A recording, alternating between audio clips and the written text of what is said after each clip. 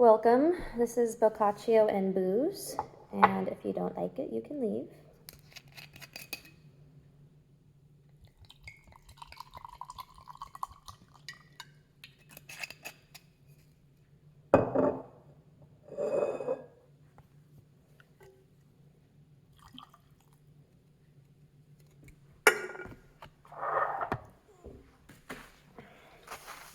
All right.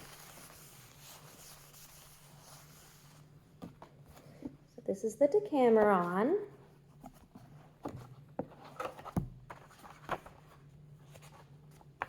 And we will start with Proem. Here beginneth the book called Decameron, and surnamed Prince Galahalt, wherein are contained 100 stories in 10 days, told by 7 ladies and 3 young men. A kindly thing it is to have compassion of the afflicted, and albeit it well beseemeth every one, yet of those is it more particularly required who have erst had need of comfort, and have found it in any, amongst whom, if ever any had need thereof, or held it dear, or took pleasure therein aforetimes, certes, I am one of these. For that, having from my first youth unto this present been beyond measure inflamed with a very high and noble passion, higher and nobler perchance than might appear, were I to relate it to sort with my low estate, albeit by persons of discretion who had intelligence thereof, I was commended therefore, and accounted so much the more worth, natheless a passing sore travail it was to me to bear it, not, certes, by reason of the ordered appetite, for that it suffered me not to stand content at any reasonable bounds, caused me oft times feel more chagrin than I had occasion for. In this my affliction, the pleasant discourse of a certain friend of mine, and his admirable consolations afforded me such refreshment, that I firmly believe of these it came that I died not. But as it pleased him who, being himself infinite, hath for immutable law appointed unto all things mundane, that they counsel, no, nor yet manifest shame nor peril that might ensue thereof, had availed either to break or to bend, of its own motion in process of time on such wise abated, that of itself at this present it hath left me only that pleasance which it is used to afford unto whoso adventureth himself not too far in the navigation of its profounder oceans, by reason whereof, all chagrin being done away, I feel it grown delightsome, whereas it used to be grievous. Yet, albeit the pain hath ceased not, therefore is the memory fled of the benefits whilom received, and the kindness bestowed on me by those to whom, of the good will they bore me, my troubles were grievous, nor, as I deem, will it ever pass away, save for death. And for that gratitude, to my thinking, is, among the other virtues, especially commendable, and its contrary blameworthy, I have, that I may not appear ungrateful, bethought myself, now that I can call myself free, to endeavor, in that little which is possible to me, to afford some relief in requital of that which I received aforetime,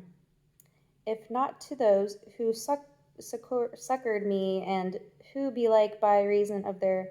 good sense or of their fortune, have no occasion therefore, to those, at least, who stand in need thereof. And albeit my support, or rather I should say my comfort, may be, and indeed is of little enough avail to the afflicted, natheless meseemeth it should rather be proffered, whereas the need appeareth greater, as well because it will there do more service, as for that it will still be there the liefer had. And who will deny that this comfort, whatsoever worth it be, it behoveth much more to give unto lovesick ladies than unto men? For that these, within their tender bosoms, fearful and shamefast, hid the fires of love, which those who have proved know how much more puissance they have than those which are manifest, and constrained by the wishes, the pleasures, the commandments of fathers, mothers, brothers, and husbands, abide most time and mute in the narrow compass of their chambers, and sitting in a manner idle, willing and willing not in one breath, revolve in themselves various thoughts, which it is not possible should still be merry. By reason whereof, If there arise in their minds any melancholy bred of ardent desire, needs must it with grievous annoy abide therein, except it be done away by new discourse, more by token that they are far less strong than men to endure. With men in love it happeneth not on this wise, as we may manifestly see. They, if any melancholy or heaviness of thought oppress them, have many means of easing it or doing it away, for that to them, and they have a mind thereto, there lacketh not commodity of going about hearing and seeing many things, fowling, hunting, fishing, riding, gaming, and trafficking, each of which means hath, altogether or in part, power to draw the mind unto itself and to divert it from troublous thought, at least for some space of time, whereafter, one way or another, either solacement superveneth, or else the annoy groweth less. Wherefore, to the end that the unright of fortune may by me in part be amended, which, where there is the less strength to endure,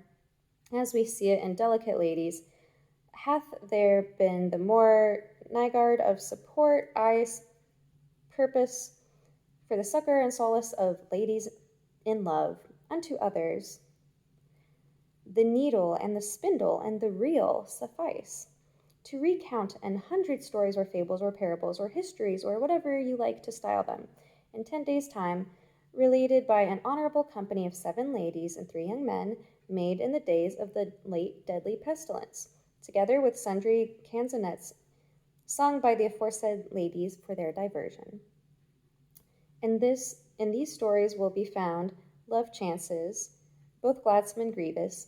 and other accidents of fortune befallen as well in times present as in days of old, wherefore the ladies aforesaid, who shall read them, may at once take solace from the delectable things therein shown forth in useful counsel, inasmuch as they may learn thereby what is to be eschewed and what is on likewise to be ensued, the which methinketh cannot be tied without cease of chagrin. If it happens thus as God grant it may, let them render thanks therefore to love, who, by loosing me from his bonds, hath vouch.